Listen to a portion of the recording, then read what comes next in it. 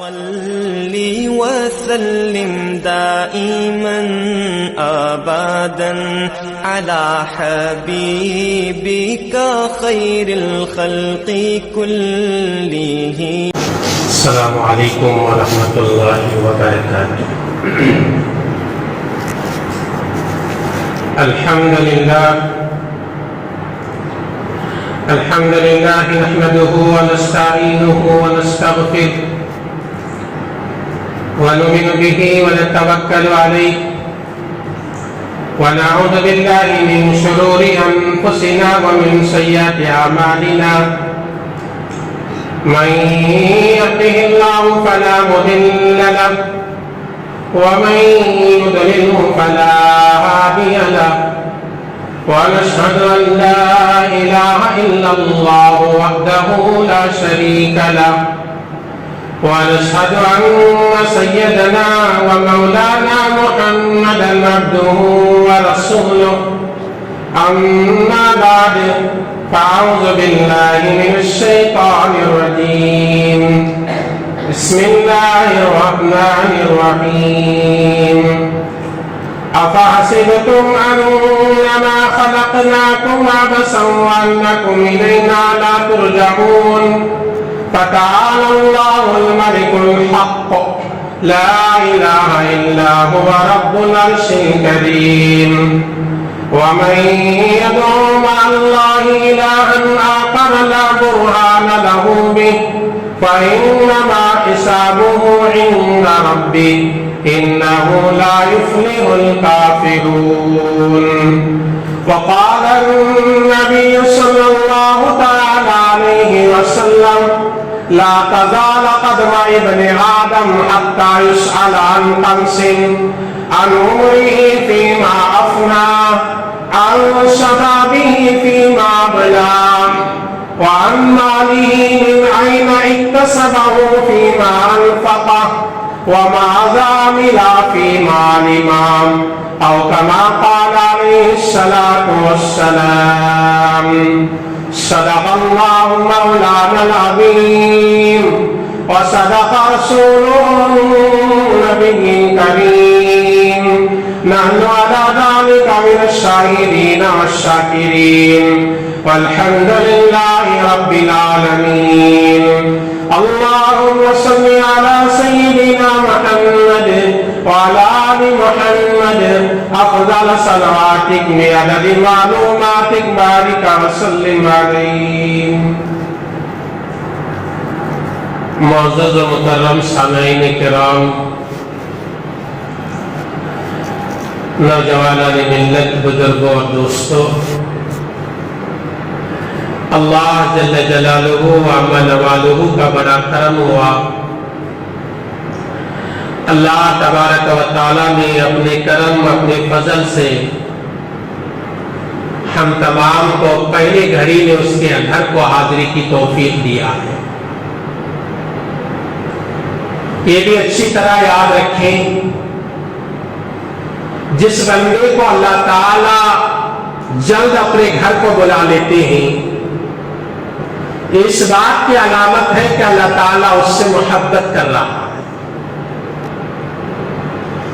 کتنے ایسے مساجد آج بھی آپ کو ملیں گے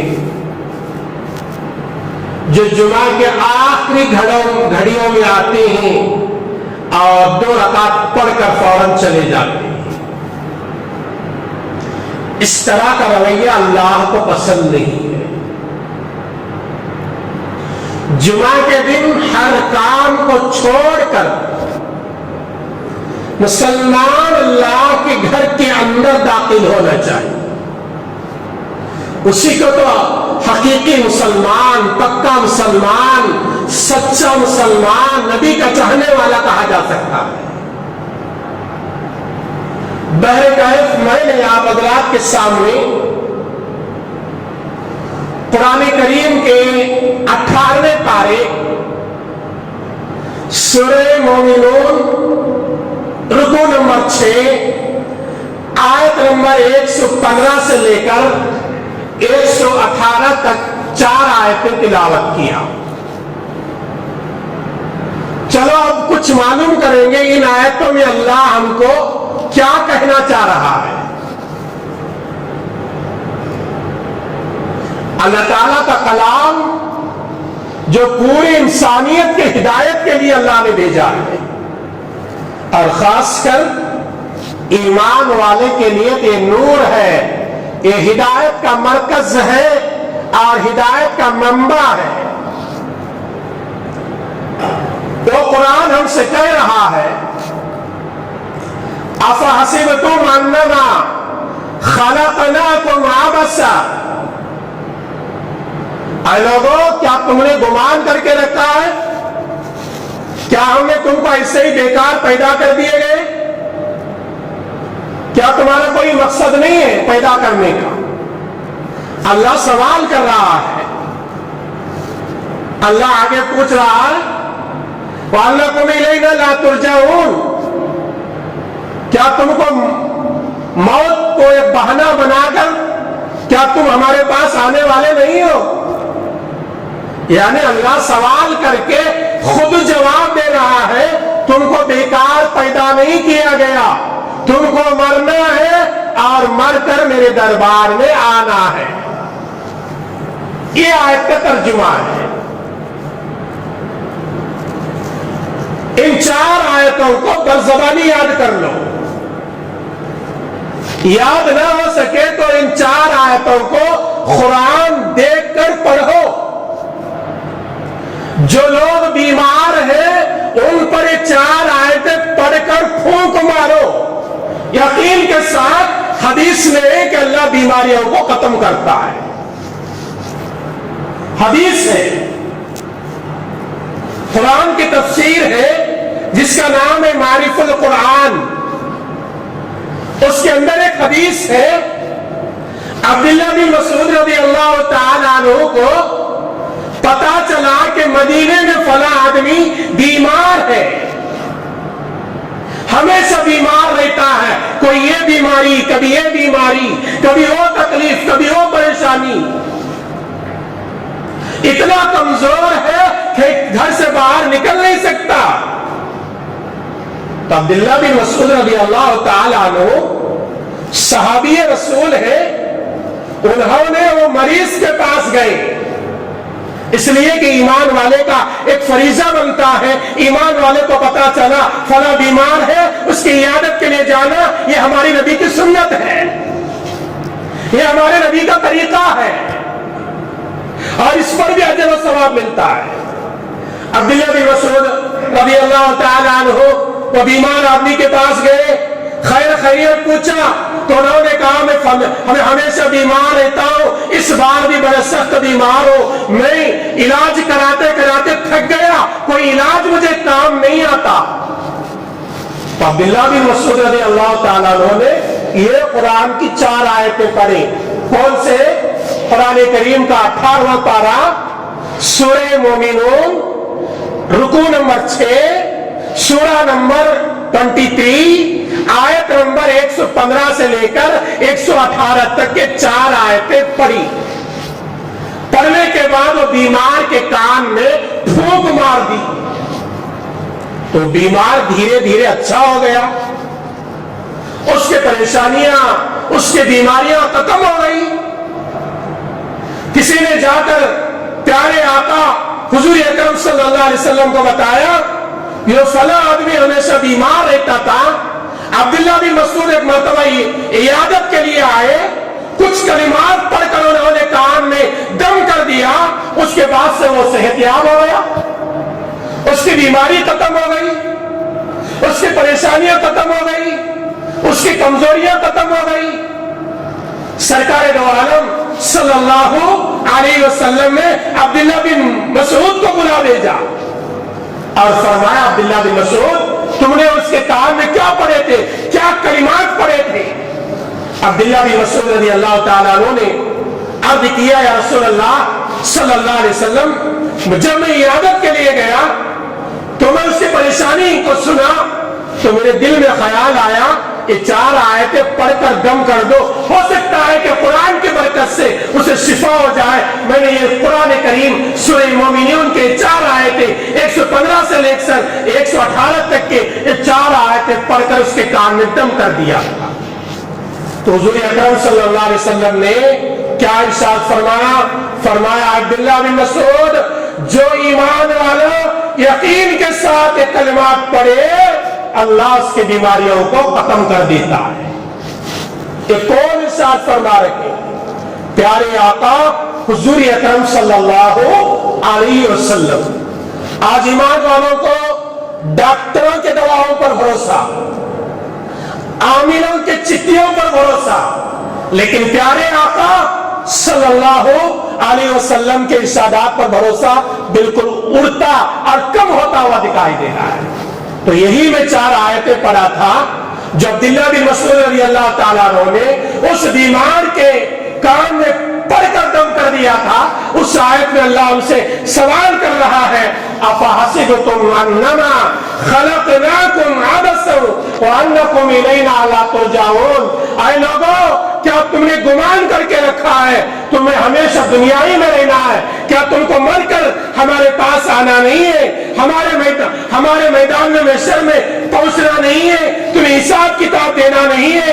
اللہ سوال کر کے خود جواب دے رہا ہے، تم کو مرنا ہے اور میرے دربار میں آنا ہے۔ دنیا میں رہتے ہوئے اچھی زندگی گزارو، اللہ کو راضی کرنے والی زندگی گزارو، تم دنیا میں بھی کامیاب ہو جاؤ گے، آخرت کی لامحدود زندگی کے اندر بھی کامیاب ہو جاؤ گے۔ قرآن کریم میں 27 پارہ سورہ زاریات آخری رکوع میں اللہ تعالیٰ نے پیدا کرنے کے مقصد کو بتایا۔ انسان کو اللہ نے کس لیے پیدا کیا؟ وَمَا خَلَقَتُ الْجِنَّ وَالْإِنسَ إِلَّا لِيَعْبُدُونِ۔ اللہ تعالیٰ نے ارشاد فرمایا ہم انسان و جنات کو ہماری عبادت کے لیے پیدا کیا۔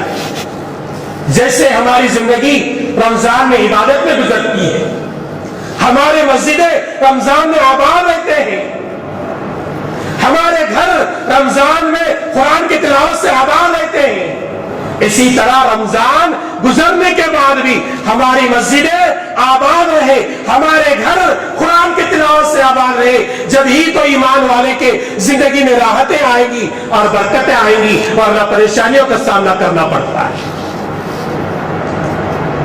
ایک حدیث ہے، بڑی پیاری حدیث ہے، ترمذی کے اندر بھی ہے، بخاری کے اندر بھی ہے، صحیح مسلم کے اندر بھی ہے۔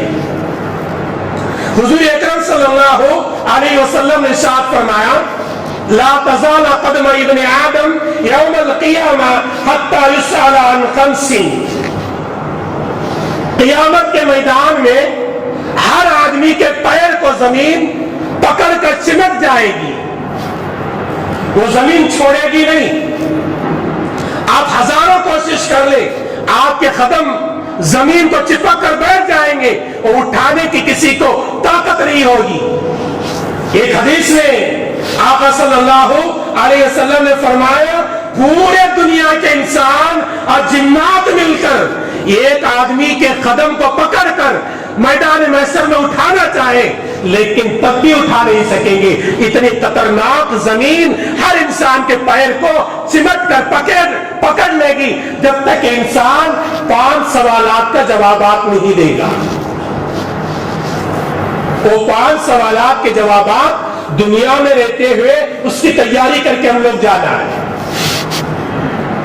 آخرت کے متعلق ہر ایمان والے سے 8 سوالات ہوتے ہیں، 3 خبر میں اور 5 میدان محشر میں۔ خبر کے 3 سوالات تو ہر مسلمان جانتا ہے، تیرا رب کون ہے، تیرا دین کیا ہے، تیرے نبی کیا ہے، یہ سوال ہوگا قبر میں۔ آخرت میں 5 سوالات ہوں گے۔ جب تک سوالات کا جوابات آدمی نہیں دے گا وہ زمین اس کے پیر کو چمٹ کر پکڑ لے گی، کبھی اس کو چھوڑے گی نہیں۔ 5 سوالات کیا ہوں گے؟ پیارے آقا حضور اکرم صلی اللہ علیہ وسلم نے ارشاد فرمایا عن عمرہ فیما افنا۔ پہلا سوال ہوگا تیری عمر تو نے کہاں گزارا؟ کسی کو اللہ نے 60 سال دیا، کسی کو 50، کسی کو 80، کسی کو 40. یہ اللہ کا نظام ہے. اللہ تعالیٰ ہر آدمی کے موت مقدر کے مطابق اس کے تقدیر میں لکھ دیا ہے. ایک سیکنڈ نہ آگے آئے گی نہ ایک سیکنڈ نہ پیچھے جائے گی. یہ اللہ کا نظام ہے. اللہ تعالیٰ قیامت کے دن میدان محشر میں 5 سوالات میں سے پہلا سوال یہ ہوگا ان عمری فیما افنا. اے انسان، میں نے تجھے دنیا میں فلاں فلاں سال کی زندگی دیا تھا. کسی کو 60 ہے، کسی کو 70 ہے، کسی کو 100 ہے، کسی کو 50 ہے. اس عمر کو تو نے کہاں گزارا؟ اللہ کی عبادت میں گزارا یا نافرمانی میں گزارا؟ رسول اللہ صلی اللہ علیہ وسلم کے اطاعت میں گزارا یا رسول اللہ صلی اللہ علیہ وسلم کے فرمان کے خلاف گزارا؟ اور ہمیں تھوڑی دیر کے لیے غور کرنا چاہیے. ہماری زندگی جو اتنی گزر گئی وہ کتنی نافرمانیوں میں گزری ہے. ہماری اتنی زندگی میں ہم نے کتنے اللہ کے نافرمانیاں کیا ہے، کتنے اللہ کے احکامات کو ہم نے توڑا ہے. ہم کتنے مسجد کو ویران کیا ہے. ہم نے کتنے رشوت کے پیسے لیے ہیں، سود کے پیسے لیے ہیں. ہماری عمر میں کتنی نمازیں ہم چھوڑے ہیں. ہمیں غور کرنا چاہیے. مسلمان کو ایسے ہی پیدا نہیں کیا گیا.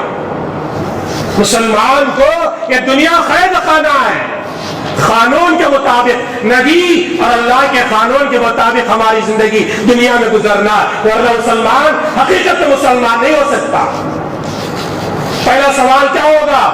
ان عمری فیما افنا. تیری عمر کہاں گزارا؟ مسجدوں میں کتنی گزارا؟ اذان سننے کے بعد مسجد کو آ کر کتنی گزارا؟ اور مسجد کو ویران کر کے کتنی گزارا؟ ماں باپ کی نافرمانی کر کے گزارا یا ماں باپ کی فرما برداری میں گزارا؟ بڑوں چھوٹوں پر شفقت اور رحم کا معاملہ کرتے ہوئے گزارا یا نافرمانی کرتے ہوئے گزارا؟ یہ عمر کے بارے میں سوال ہوگا.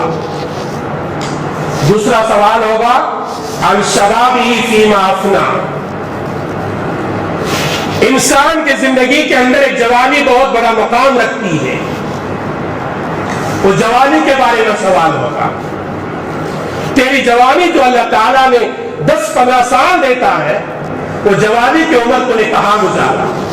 آج کا نوجوان یہ سمجھتا ہے مجھے اللہ نے جوانی دیا، میں فیشن میں گزاروں گا، میرے کپڑے فیشن کے، میرے بال بنانا فیشن کا، میرا چلنا انداز فیشن کا، میں جوانی کے بالکل گھمنڈ میں رہتا ہوں. نوجوانوں کو پتا چلنا چاہیے جہاں پورے عمر کے بارے میں سوال ہوگا، اس عمر کے اندر بہت بڑا قیمتی جو خزانہ ہے وہ جوانی. ان جوانی کے بارے میں جوانوں سے جوانی کے بارے میں سوال ہوگا. ان شبابی فیما افنا. جوانی کو کہاں گزارا؟ آج ہمارے کتنے نوجوان ہیں چاہے تو مسجدوں کو آباد کر سکتے ہیں، وہ جوانی کے جوش میں مسجدوں کو آباد نہیں کرتے، وہ بازاروں کو آباد کرتے ہیں. آذان سنتے ہیں، بازاروں میں رہتے ہیں، ہوٹلوں میں رہتے ہیں، دکانوں میں رہتے ہیں، اپنے کاروبار میں رہتے ہیں، اپنے موبائل فون میں رہتے ہیں، اپنے انٹرنیٹ چلانے میں رہتے ہیں، مسجد کو آنے کی فکر نہیں. نوجوانوں، ایسے نوجوانوں سے کل قیامت کے دن اللہ کے نبی فرماتے ہیں جوانی کے بارے میں سوال ہوگا. اور کتنے نوجوان جوانی کے گھمنڈ میں ہے، مجھے جوانی ہے، میں جوانی میں یہ کر کے گزروں گا. میرے دوستو، جوانی تو ڈھلنے والی ہے، یہ تو ڈھلتا ہوا سایہ ہے. کسی کے اندر یہ طاقت نہیں کہ جوانی کو روک کر رکھ سکے. جوانی تو رہے گی تو جوانی کے بعد انسان کو بڑھاپا آئے گا اور اس کے بعد انسان کو موت کا پیالہ چکھنا پڑتا ہے. اس لیے میدان محشر میں 5 سوالات. پہلا سوال وَعَنْ عُمْرِي فِيمَا أَفْنَا. مکمل عمر کے بارے میں، اتنے سال کی تجھے عمر دی گئی تھی، یہ عمر کہاں گزارا؟ دوسرا سوال عن شبابی فیما افنا. تیری جوانی کے لمحات کو تو نے کہاں گزارا؟ ہم نے جوانی میں صحیح عبادت کیا تو جوانوں سنو، میرے نبی نے ارشاد فرمایا جوانی کا ایک سجدہ بڑھاپے کے 70 سجدے سے بہتر ہے. جوانی آدمی جوان کے اندر جوانی کے حالت میں ایک سجدہ تم جو کرتے ہیں نا، وہ بڑھاپے کے 70 سجدے سے بہتر ہے. بڑھاپے میں آدمی مجبور ہو جاتا ہے، سجدوں پہ سجدے کر رہا ہے، اللہ کو اتنے رحم نہیں آتا۔ جوانی میں رہتے ہوئے، کاروبار میں لگے رہتے ہوئے، جوانی کے اندر خواہشات کے چکر میں لگے ہوئے آدمی پورے قربان کر کے سجدے میں لگا رہتا ہے، تو علماء کہتے ہیں جوانی کا ایک سجدہ بڑھاپے کے 70 سجدوں سے بھاری ہوتا ہے۔ تیسرا سوال ہوگا عن مالہ من این اکتسب، تو نے مال کیسے کمایا؟ مسلمان کو صرف مال آنا نہیں، بلکہ مسلمان دیکھنا ہے یہ مال حلال طریقے سے آ رہا ہے یا حرام طریقے سے آ رہا ہے۔ اور یہ بات اچھی طرح یاد رکھ لو، حرام طریقے سے آنے والے مال میں رائی کے دانے کے برابر برکت نہیں رہی، اور جو مال حلال طریقے سے آئے وہ مال کم کیوں نہ ہو، اللہ راحتیں دے گا، برکتیں دے گا، سکون دے گا، لمبی عمر دے گا، اللہ تمہارے زندگی میں چین اور سکون اور راحتوں کے فیصلے سنائے گا۔ تیسرا سوال عن مالہ من این اکتسب، مال کو تو نے کیسے کمایا؟ کبھی رشوت لے کر تو نہیں، کبھی سودی کاروبار کر کے تو نہیں، کسی کا گھر توڑ کر تو نہیں، کسی کے حصے اور بہنوں کا حصہ ہڑپ کر کے تو نہیں۔ یہ پورے سوال ہوں گے، ایسا نہیں کہ مسلمان آزاد ہے جیسے چاہے مال لو گھسیٹ لو کھا لو، نہیں، مسلمان کو مال حلال طریقے سے حاصل کرنا ہے، حرام طریقے کا ایک روپیہ بھی ہمارے زندگی میں نہیں آنا چاہیے۔ یہ میری آواز نہیں بلکہ اللہ کا کلام کہہ رہا ہے، اے لوگو حلال کھاؤ، حرام سے بچو۔ اللہ نے قرآن میں ایک جگہ نہیں 7 یا 9 جگہ سے بھی زیادہ اللہ نے اس کا اعلان کیا۔ تیسرا سوال کیا ہوگا؟ مال کیسے کمایا؟ چوتھا سوال ہوگا وَفِيمَا أَنْفَقَ، مال کو کہاں خرچ کیا؟ مال تو حلال طریقے سے کمایا، ٹھیک ہے، لیکن خرچ کر رہا حرام طریقے پہ، تو اس کے بارے میں بھی سوال ہوگا۔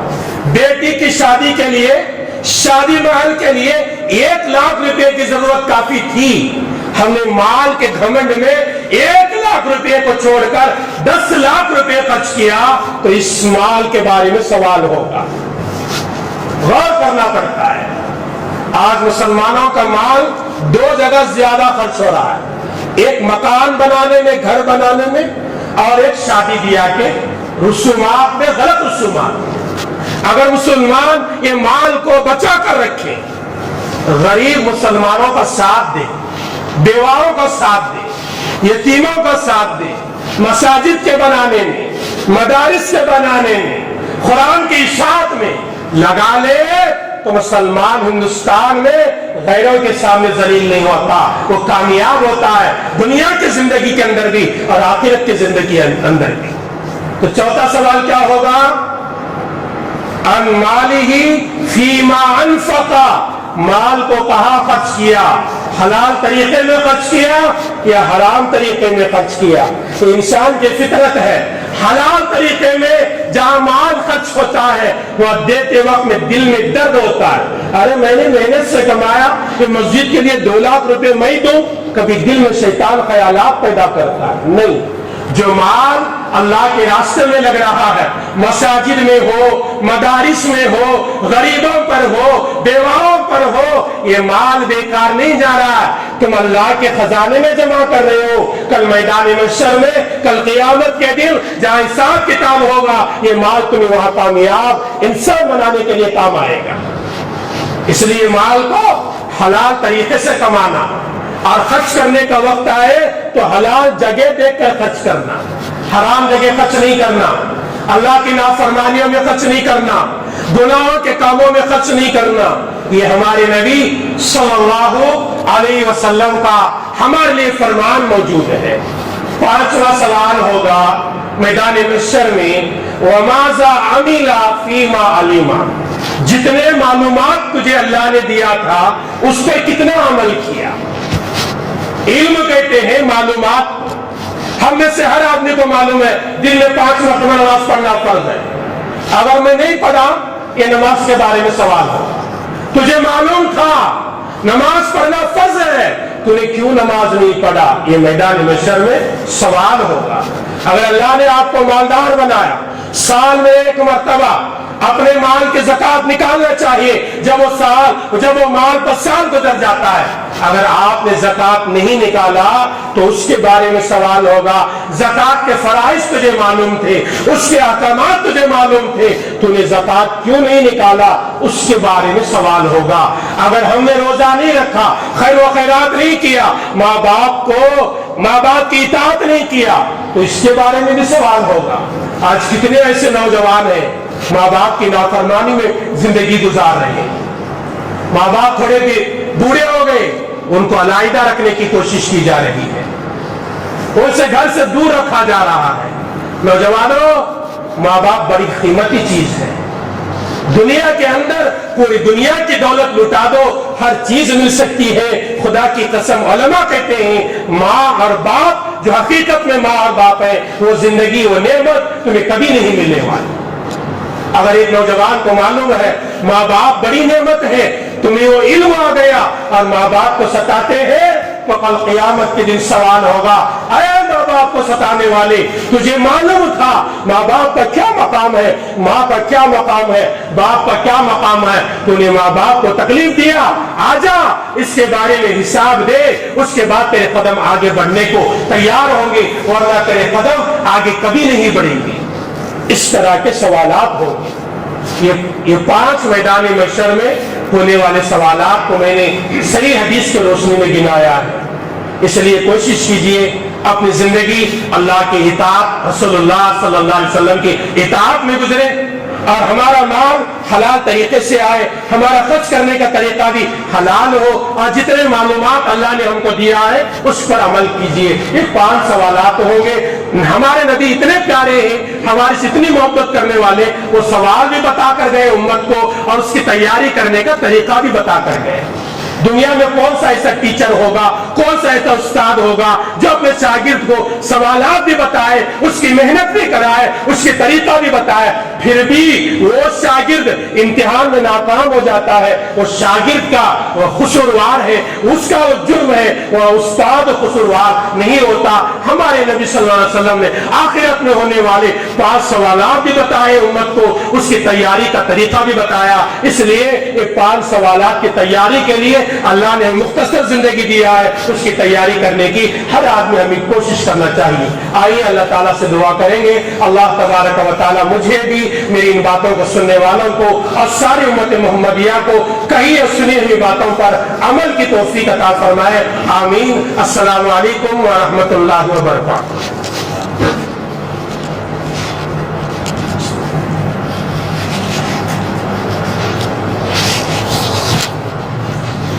Allahu Akbar, Allahu Akbar,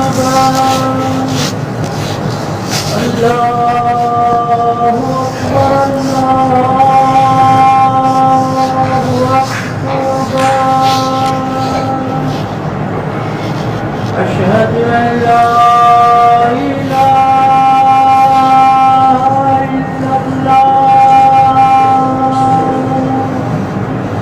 أشهد أن لا